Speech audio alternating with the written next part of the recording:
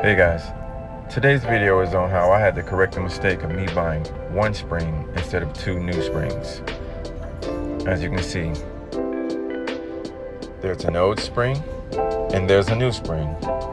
Guess which one broke? Basically, too much tension from the new spring overcompensated the old one, thus breaking it.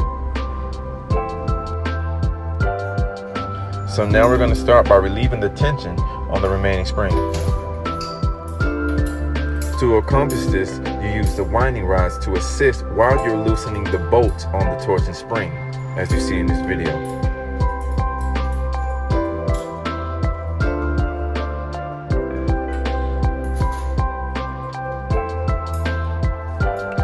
Now once the bolts are loose, the tension goes directly to the rod. Now you're fully in control of the tension. Now you grab your other winding rod.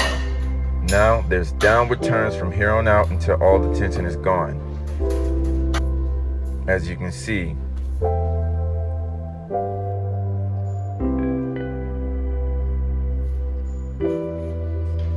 now here's where the springs are held together.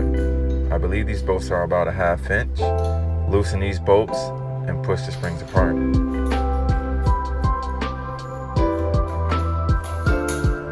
So once they're loose, like I said before, push them apart and get some vice grips. That's what I like to use. And place the vice grips in between the top and bottom portion of where the bolts were. And this will hold the rail in place so it doesn't fall out while you're working. So at this point in the video, there's no video. I don't have any video footage of me loosening the bolts on the pulley, but they need to be loosened by the time you get to this point. As you can see, my pulley is loose, and both sides of the pulley need to be loose before you begin to unload the torsion springs or anything like that. So, as you can see, I removed the pulley. And now I'm going to push the rail back to the other side to make room for me to be able to take out the torsion spring.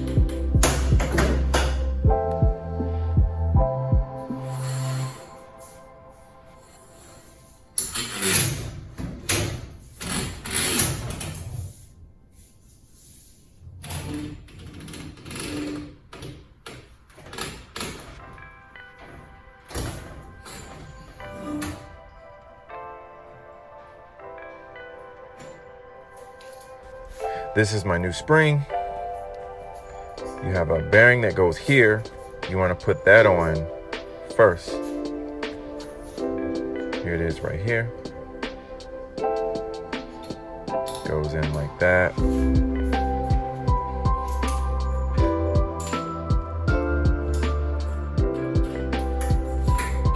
Put that on. Push that down. Put on the new spring.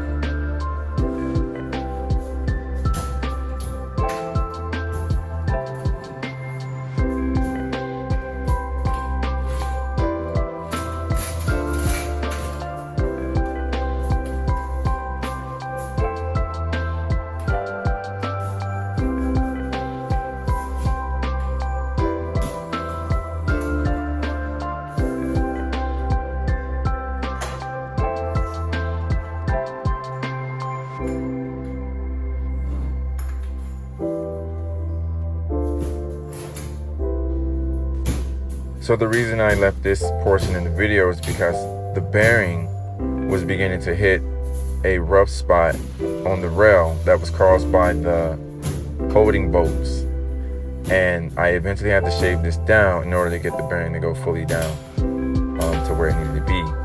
And I left this because you may run into that. Just know I eventually had to shave it down a little bit and the bearing went on smoothly. At this point, I've removed the vice grips and I reconnected both torsion springs with the 1/2 inch bolts. And now I'm using my winding rods to give upward turns to load the springs. I give this about 26 to 27 turns on my springs. Now when I get to the number desired, I rest the loaded tension on the garage door, as you can see. Then I'm going to tighten the bolts that are on the torsion spring. Do not remove the winding rod while doing this.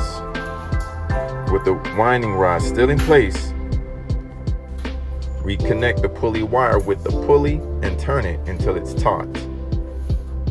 And then tighten those pulley bolts. Now here I will remove the winding bar. Now the tension will be transferred from the spring to the pulley.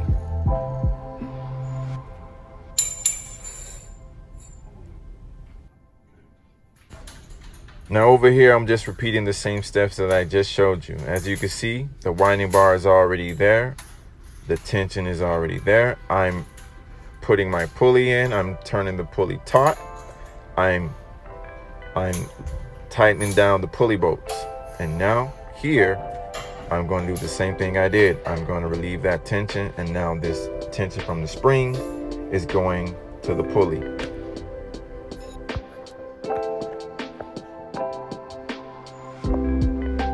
Hey, if you made it to the end of this video, I want to thank you, and please hit that like button and subscribe.